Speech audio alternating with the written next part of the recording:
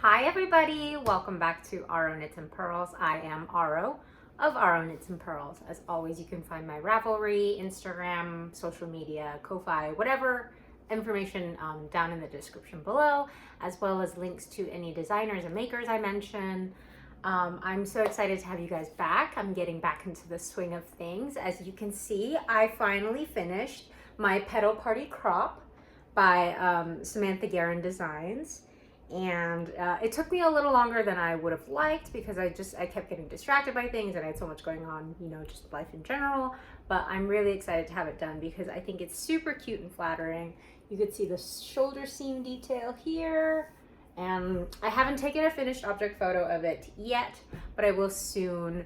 My idea, I generally don't like to spoil my photo shoot ideas, but my idea behind this one, because it's titled Petal Party, is to find fields of wildflowers, which Utah in the mountains does have a lot of. I'm a little worried because this year seems to be a lot hotter and a lot drier than years past, so I'm worried I may not find as many fields, but fingers crossed. I hope I get it because I love this pattern and I think it really deserves the picture that makes it sing.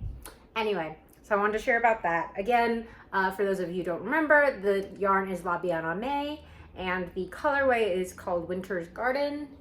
And I really love how it looks in this pattern. I love the light speckles and the colors. I think I made a good choice. And it also was in my stash, just a pair of skeins that I didn't have a plan for. So I'm really glad to use it for a pattern that I now love. So that's a recently finished object. I also finished, if you guys didn't see in my Instagram stories, my Fernwood raglan. So this one is a test knit for Alicia Plummer. The yarn, I showed it on this series before, is Wandering Flock in the colorway Tutti Frutti. The Fernwood raglan by Alicia Plummer is a series. She did a tank and a drop shoulder pattern, but it has this lace detail here. Also, if you didn't see in my stories, I include a tip. So people have asked me how I like to block. I don't use wires. I don't use individual little pins because they tend to kind of stretch out whatever you're trying to block out and it looks weird. My recommendation, if you have not heard of them before, is to get knit blockers. Knit blockers are made, I believe, by Knitter's Pride. They're carried by Webs is a big one. Even Amazon sells them, but also your local yarn store will have them. So if you do live near a local yarn store, I highly encourage you to go and support them. Get knit blockers there because they'll change your life. Really, it makes blocking faster, easier, neater. Like, it looks great. And especially for garments, blocking is so important. I can't overemphasize that. But the tip that I put in my stories was that when I have a lace hem like this, what I like to do is I like to knit it, or I like to block it out. And you know, you're blocking out by holding out, stretching out the details. And what I like to do is I like to block it pretty much upside down.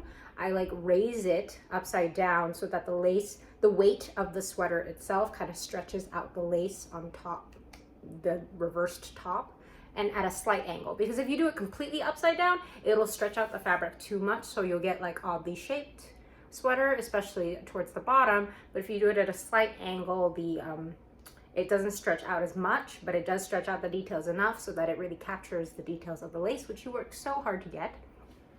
So that's my pro tip. If you do a lace hem, block it upside down at a slight angle. You also do want to pin the top of the sweater, you know, the natural top of the sweater, so that it doesn't just stretch out indefinitely. It has something to hold on to. That's just my suggestion. I like it. Also, this colorway, I know I showed it to you guys, but I really can't get over how good it looks knit up. Like, I'm so happy with it. I did alternate skeins in this one because with speckles that are this bright, alternating skeins, it's just best to play it safe. And I think I made the right choice. I'm really happy with how it turned out. Obviously, it's not a perfect mirror along the sleeves, but I think generally speaking, it's pretty perfect in terms of speckle distribution. And I'm really excited. I have taken a finished object photo of this sweater. I just haven't posted it yet. I want to save it for release.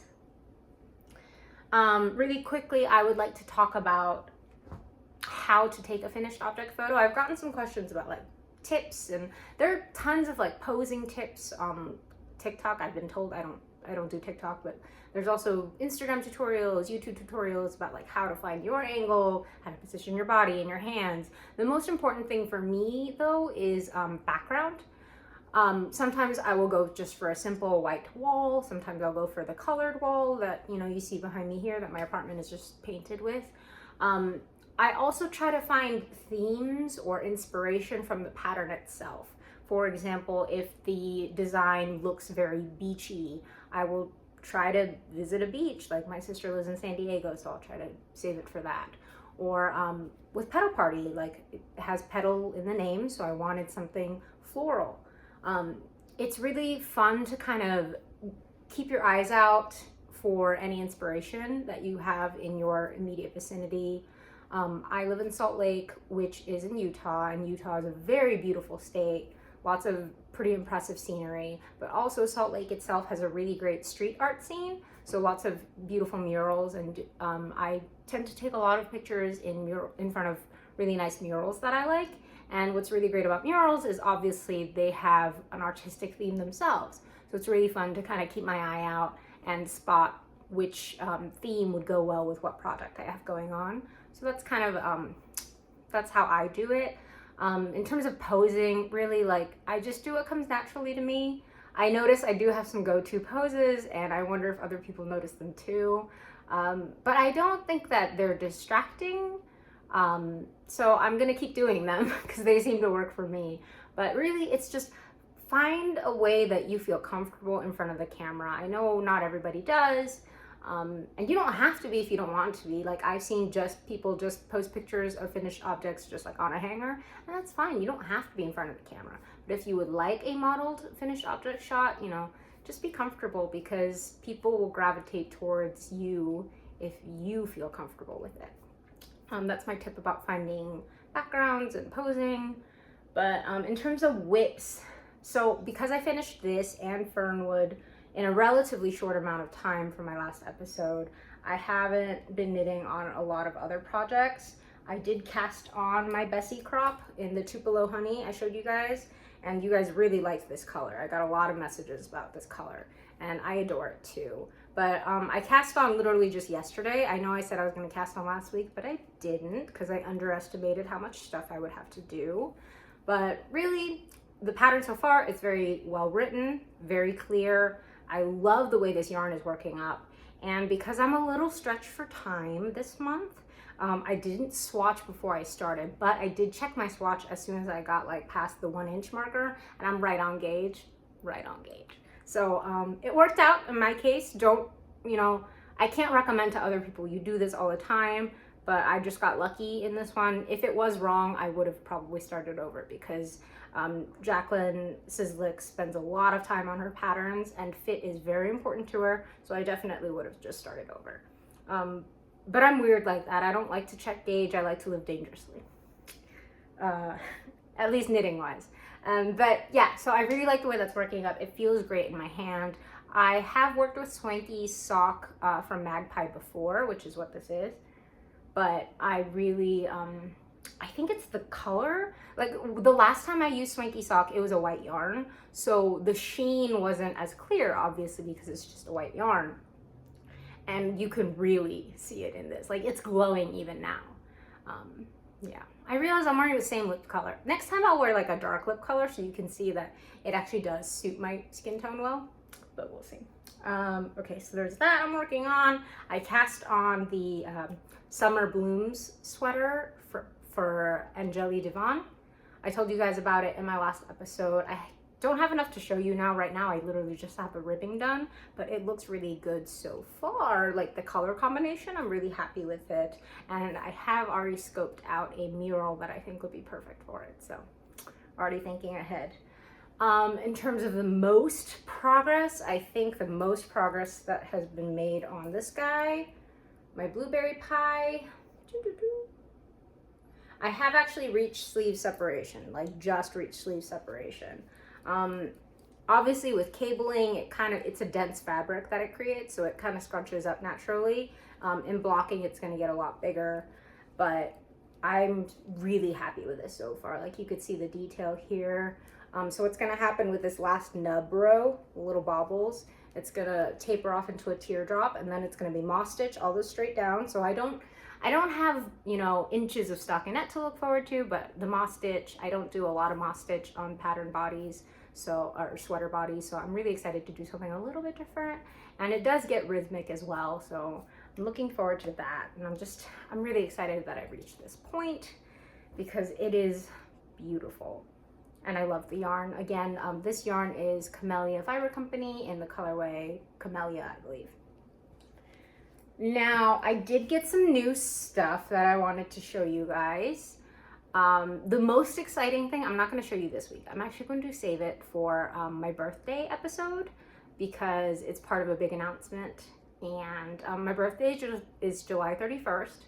So I'm going to post the episode pretty much right before my birthday party. I haven't done a birthday party since I was like maybe 14, and that was just like going to the movies and a dinner with friends. I haven't really celebrated my birthday since, but since this is the first year without my mom, I wanted to make sure that I was around other people, enjoying myself, so I decided to do a birthday party. And a couple of the attendees for sure watch my videos, so I don't want to spoil the surprise. Anyway, I'm going to show you guys the decorations, and part of my birthday episode will have a special announcement as well as special yarn I can show you, and I can't do it yet, but I'm really excited. Anyway, I can't show you that yet, but I will show you the other stuff.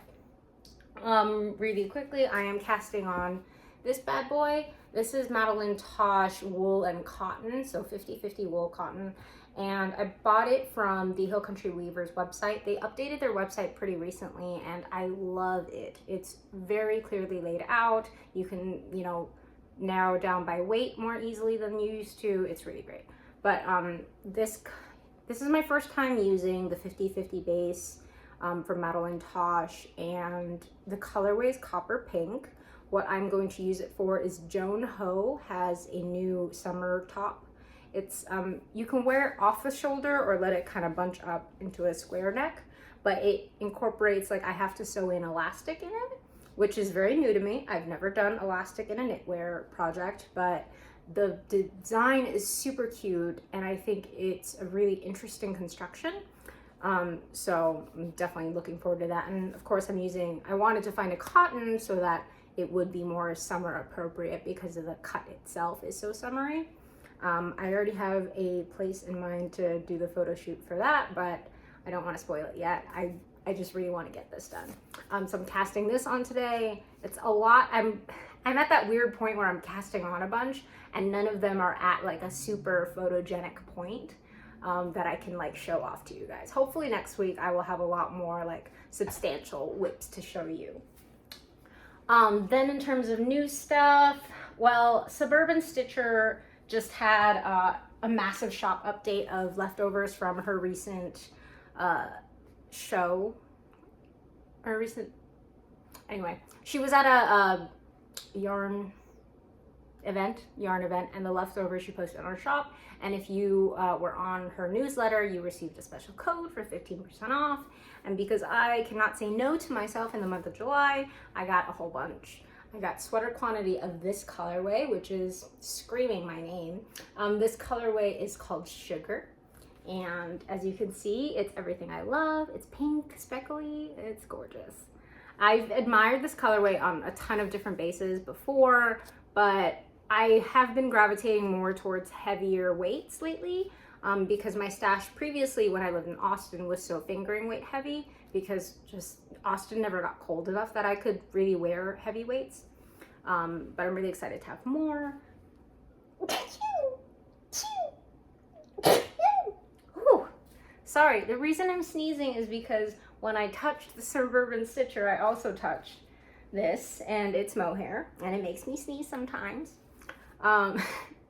So this colorway, if you recall, is it's champagne, which I have right here. I showed you guys this colorway on fingering, and I got the mohair for it. Yeah. Sometimes mohair takes dye differently, so much differently than regular merino wool, but in this case, they really are true to how it translates on the other base. So I'm really happy about that. I'm actually thinking about whether or not I want to hold it with DK. I have this colorway from Sweet Sparrow, and I think that suits it really well too. You can see here it has similar notes. So I'm wondering whether or not I want to hold it with this DK to make it kind of a heavy worsted closer to Aran, or hold this with the fingering and make it like a DK itself. I'm not sure. I have a few ideas in mind, but I'm really excited about the color because I love mohair, and I definitely needed it on mohair as well. Then I have, okay, so Cat Sandwich Fibers did an update, and Cat Sandwich, I've mentioned her in previous videos before, that I really love her yarn, but it's hard to come by. I've noticed she started updating more often, and I'm really excited about that. So I got two colorways. This one is Millennial Pink, and this one is on her shorty base, which is 85-15 Merino Nylon. And it's pink and speckly, which of course is very me, but I really love this color. I'm really excited about it. I think it's like, it's between a strawberry and peach pink, which is a hard place to be between. A lot of dyers I don't feel like have achieved this kind of color, and I've looked for this color a lot. Then I have something a little bit different from my normal palette. I found another mint I love. If you hear shaking, that was my dog shaking her little head. But this is the mint colorway. It's called Barely Sage. Sage, like the herb. And it's gorgeous. I'm trying to find more mint because Stress Knits is obviously a little bit out of commission right now, and she makes my favorite mints. So hopefully this will tide me over until she's back up and running, hopefully soon. And the last yarn I want to show you guys is Palmer Yarn Co. does like a yarn subscription box. Once a month she does like a sock set, and obviously I don't knit socks, but I really loved last month's colorway, and she agreed to dye it for me custom on a different base. This one is MCN, and it's fingering weight, and the colorway is called Smarties. She's also uploaded a picture of her upcoming month's colorway, and it's gorgeous. I'm like trying to talk myself out of ordering that one too, but I'm really excited to use this one as well. Yeah, so that's really it in terms of catching you up on whips and yarn. I'm really excited to show you guys more next week because I think I will have reached a lot farther on the knits that I'm currently working on. July is looking like a crazy month, so stay tuned, I guess, and thanks for stopping in. As always, please like and subscribe if you like the content. If you don't, that's fine too. Yeah, Butters, I agree, they're allowed to. And as always, thank you for watching. You can reach me on Instagram or Ravelry, and I will see you guys next week.